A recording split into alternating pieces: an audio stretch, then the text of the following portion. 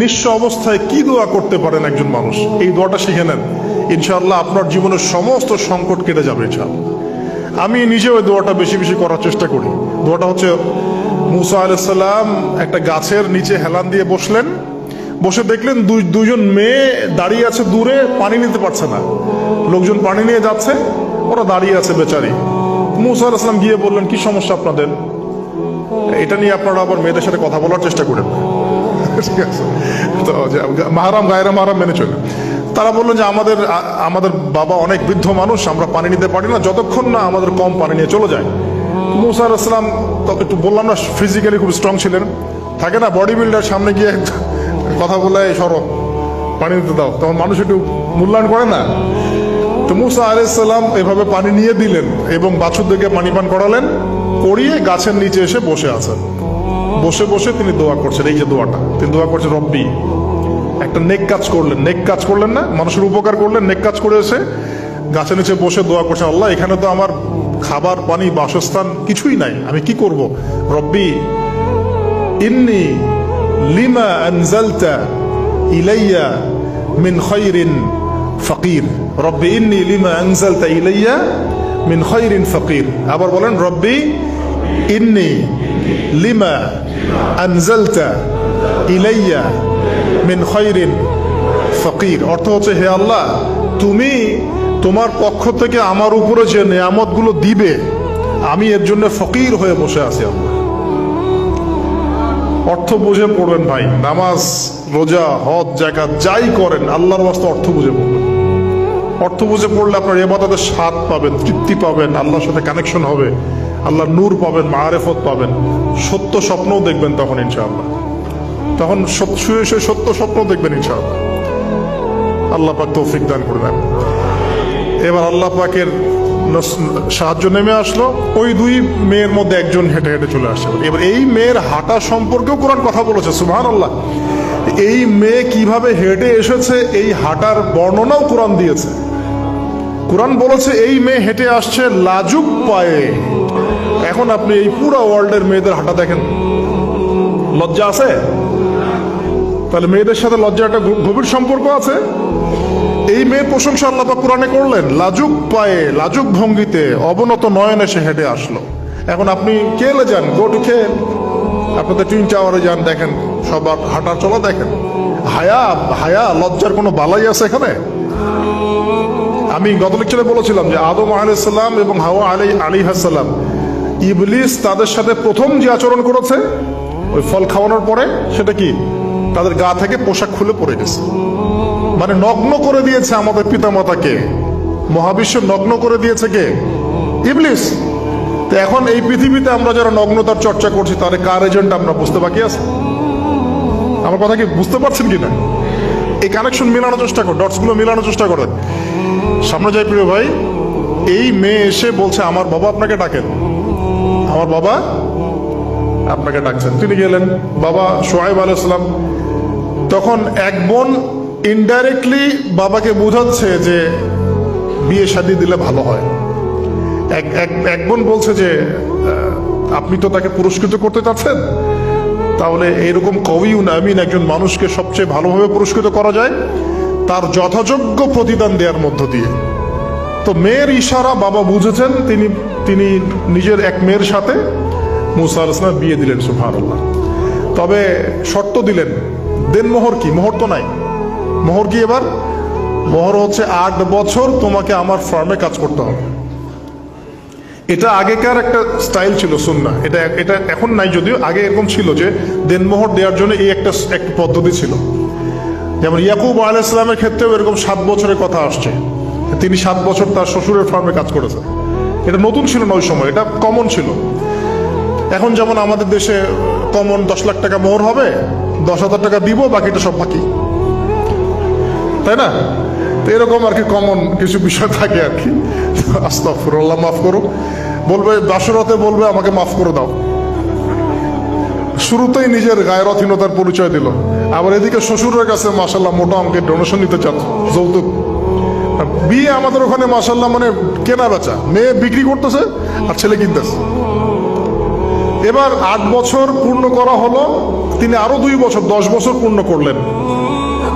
এই 10 বছরে মুসা আলাইহিস সালাম নববী পরিবেশ পেলেন, অভিভাবক পেলেন, স্ত্রী পেলেন, প্রেমময়ী সন্তান ইত্যাদি সবকিছু। এবার আল্লাহ রাব্বুল আলামিন তাকে মিশরের দিকে যাওয়ার যে সময়টা এখন হয়ে গেছে, 10 বছর হয়ে গেছে, মিশরের দিকে যেতে হবে। যাওয়ার পথে স্ত্রীর প্রসব বেদনা উঠেছে। তখন মুসা আলাইহিস সালাম আগুন খুঁজছেন। আগুন কি খুঁজছেন ভাই? আগুন খুঁজতে তুর পাহাড়ের ওখানে গিয়ে দেখছেন যে আগুন গাছে জ্বলছে, সবুজ পাতার উপরে আগুন। তিনি অবাক। এই সময় আওয়াজ আসলো, বিসমিল্লাহির রহমানির রহিম, ইন্নী আনা রাব্বুক ফাখলা'না আলাইক ইন্নাকা বিল ওয়াদিল মুকদ্দাস তুয়া।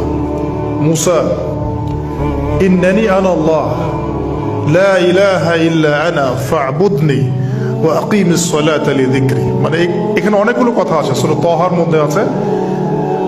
আওয়াজ চতুর্দিক থেকে ভেসে আসলো। মহান আল্লাহ রাব্বুল আলামিন তার শান অনুযায়ী, তার ইজ্জত অনুযায়ী তিনি যেভাবে কথা বলেন সেভাবে মুসা আলাইহিস সালামের সাথে কথা বললেন। আল্লাহু আকবার। বললেন, ইয়া মুসা, হে মুসা, ইন্নানি আনা আল্লাহ, নিশ্চয় আমি আল্লাহ, লা ইলাহা ইল্লা আনা, আমি ছাড়া কোনো ইলাহ নাই, ফা'বুদনি, তুমি আমার ইবাদত করো, ওয়া আকিমিস সালাতা লিযিকরি, আমার ইবাদতের জন্য সালাত কায়েম করো, আমার জিকিরের জন্য সালাত কায়েম করো, আমার স্মরণের জন্য সালাত কায়েম করো।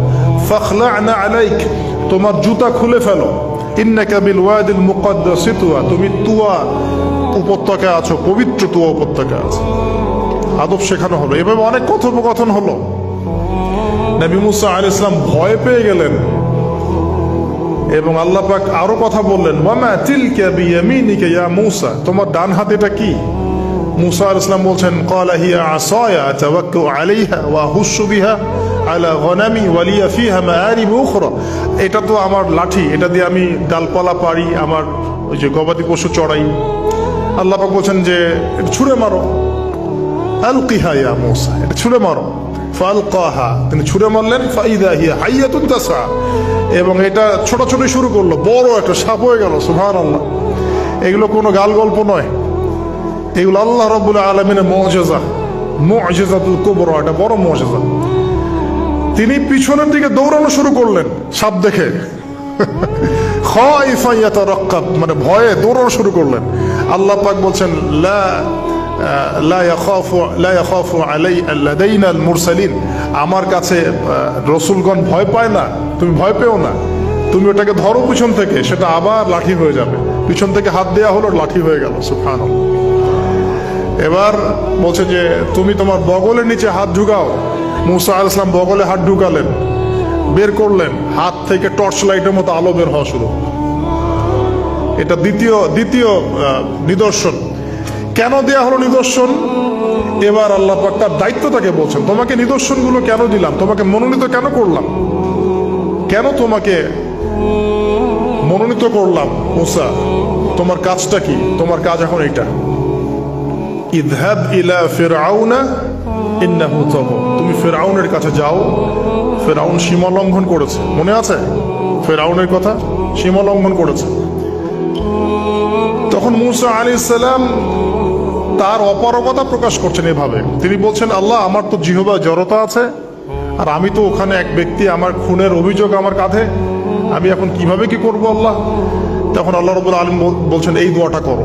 কোন দোয়া? মুসা আলাইহিস সালাম বললেন, রব্বি ইশরাহ লি সাদরি, হে আল্লাহ, আমার বক্ষ প্রশস্ত করো, ওয়াসসির লি আমরি, আমার কাজকে সহজ করে দাও, ওয়াহলিল উকদাতাম মিন লিসানি, আমার জিহ্বার সমস্ত জড়তা দূর করে দাও, ইয়াফকাহু কওলি, যাতে মানুষ আমার কথা বুঝতে পারে। আর আমার সাথে আমার পরিবারের মধ্য থেকে ওয়াজআলনি ওয়াজিরাম মিন আহলি, আমার পরিবারের মধ্যে একজন ওজির আমাকে দাও, সাথী। হারুন আখি, আমার ভাই হারুনকে দান করো। সুবহানাল্লাহ। হারুন আলাইহিস সালামকে নবুয়ত দেয়া হলো। দুজনকে আল্লাহ পাক এখন বলছেন, ইযহাবা ইলা ফিরআউন, তোমরা দুজন এখন ফিরআউনের কাছে যাও। ফাইন্নাহু তাগা ফাকুলা লাহু কাওলান লাইয়িনা, তবে তাকে গিয়ে কর্কশ ভাষায় কথা বলবে না, নরম স্বরে কথা বলবে।